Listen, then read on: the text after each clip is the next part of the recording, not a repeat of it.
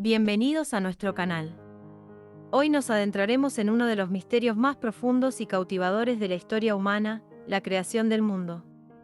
Desde las antiguas leyendas hasta las teorías científicas modernas, exploraremos las diferentes perspectivas sobre cómo todo comenzó. La prehistoria es el periodo más extenso de la historia de la humanidad. Comienza en los primeros antepasados del ser humano y termina con la aparición de la escritura y de las primeras civilizaciones urbanas hacia el año 3000 a.C.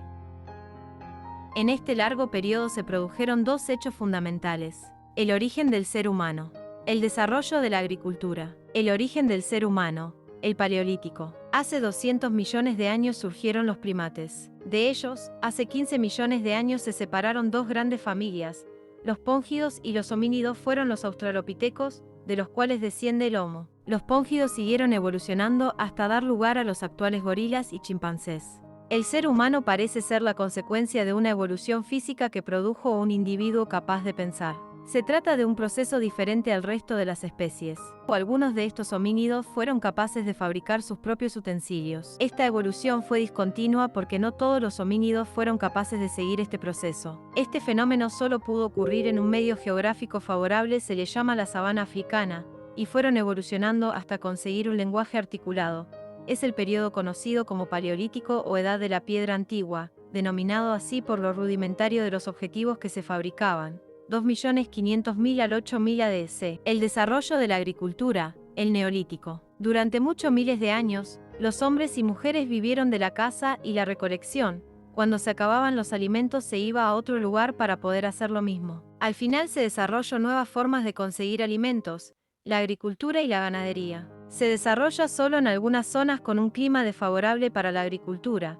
Quedaron al margen y permanecieron hasta nuestros días en una fase de caza y recolección. Surge en torno al año 10.000 a.D. En muchos lugares comienzan a producirse entonces pequeñas innovaciones. Los grupos humanos, en su lento y continuo movimiento durante varios miles de años, llegaron a sentarse en lugares donde había suficiente agua, caza o plantas. Fue allí donde confluyeron todas esas innovaciones. Consecuencias: A. Aumentó la producción de alimentos. B. Crecimiento demográfico. En el año 10.000 a.C. Primeros poblados y núcleos urbanos. Especialización del trabajo. El trueque o intercambio de unos productos por otros. Desigualdad social. Poder basado en la riqueza. El arte durante la prehistoria. El Paleolítico. El Homo sapiens vivía de la caza y la pesca, en cuevas situadas cerca de cursos de agua, y es en estos lugares donde se han encontrado las primeras manifestaciones artísticas conocidas de la humanidad, muy ligadas a sus principales preocupaciones, que eran la alimentación y la reproducción.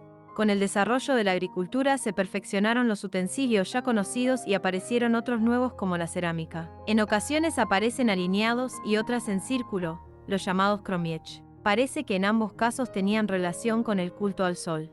El desarrollo de la agricultura fue un escalón fundamental hacia la civilización. Al principio permitió a la gente dejar su vida nómada y asentarse en comunidades. Todas las primitivas civilizaciones muestran algunos rasgos básicos comunes. Su economía se basaba en la agricultura, y la mayoría de la población eran campesinos. Gobiernos organizados con más o menos poder según los casos. La sociedad era jerarquizada, una gran minoría de la población disponía de grandes propiedades y ejercía el poder político. Idearon sistemas religiosos más o menos complejos, que intentaban explicar el mundo en que vivían y el significado de la muerte. Desarrollaron formas artísticas que mostraban al pueblo la fuerza del poder político y de la religión. Se desarrolla a partir del río Nilo, inundaban las tierras y permitía así la agricultura en sus márgenes. Todo el territorio estuvo unificando casi desde el principio de su historia. El faraón o rey era considerado un dios viviente, se aislaba de su pueblo, tenía un poder absoluto. El poder lo ejercía a través de los escribas. La mayoría de los egipcios eran agriculturas, las tierras eran del faraón y de la nobleza, en estas tierras se cultivaban cereales, trigo, cebada. La religión era politeísta, embalsamaban los cadáveres.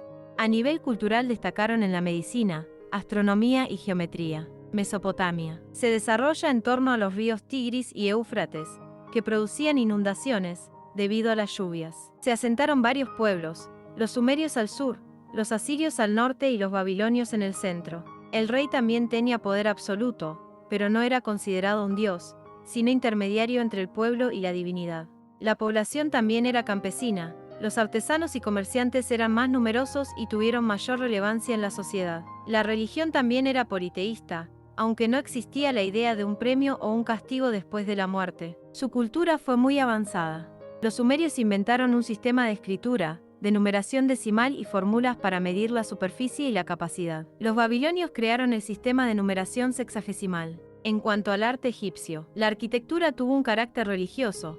Los edificios más importantes son las tumbas y los templos. En la escultura también con fines religiosos, los personajes aparecen siempre de frente, serios, muy rígidos, con la mirada al infinito. La pintura se utilizaba sobre todo para decorar el interior de las tumbas. Representan escenas de la vida cotidiana y los personajes siguen la ley de la frontalidad. En cuanto al arte mesopotámico, en la arquitectura los edificios más importantes son los palacios y los templos escalonados o zigurats, se realizaban en ladrillos. Andalucía y sus primeras civilizaciones. Primer milenio antes de Cristo se configura en la zona del Bajo Guadalquivir una nueva civilización, la Tartesia. Los tartesos se extendieron por todo el sur de la península. La riqueza económica de Tarteso se produjo por la agricultura y ganadería.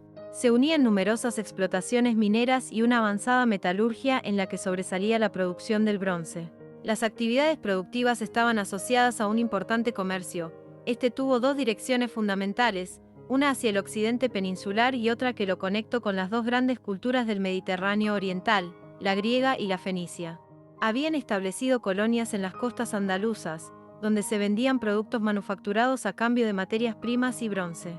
Este desarrollo económico dio lugar a una sociedad estratificada en la que dominaba una aristocracia, encabezada por un rey. Poseían un sistema de escritura aún no descifrado. Construyeron importantes ciudades que estaban amuralladas.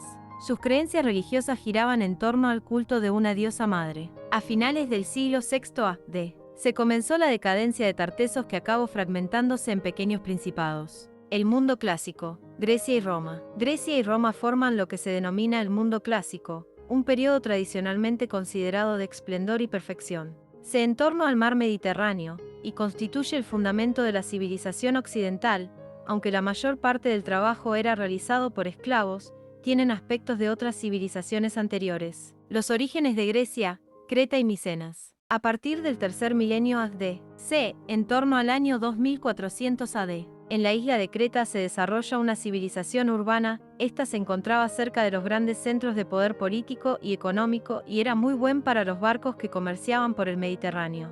Gracias a la obtención a este comercio se desarrolló una cultura avanzada. Más tarde, hacia el 1400 a.d.c., la isla fue invadida por un pueblo procedente de la Grecia continental, era Micenas, que continuó el comercio cretense. Se produce la invasión de los dorios, acaba con la civilización y el comercio de Micenas. Las ciudades-estado polis, con un gobierno propio e independiente se dedican a la agricultura y el pastoreo en las tierras de los alrededores, mientras que la artesanía y el comercio pierden la importancia que habían tenido antes de la invasión. El gobierno de estas ciudades es ejercido por el rey y por los grandes terratenientes. Se trata de una oligarquía o gobierno en el que solo participa una minoría de la población. Las tierras de la aristocracia eran trabajadas por esclavo. En este sentido existía, además, el derecho de adeudamiento, según el cual si un campesino no podía pagar sus deudas perdía sus bienes y se convertía en esclavo. Los habitantes más pobres salieron en busca de nuevas tierras y mejores condiciones de vida. De esta forma surgieron las primeras colonias. Una colonia era creada por un grupo de migrantes procedentes de una polis, a la cual llamaban metrópolis. Más tarde se establecían relaciones comerciales entre las metrópolis y sus colonias.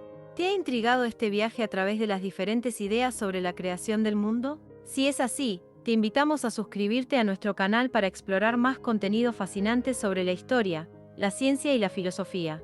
Suscríbete, activa la campana y únete a nuestra comunidad de curiosos. Gracias por acompañarnos en este viaje para comprender cómo todo comenzó. En un mundo lleno de misterios, recordemos que la búsqueda del conocimiento es un viaje interminable. Hasta la próxima.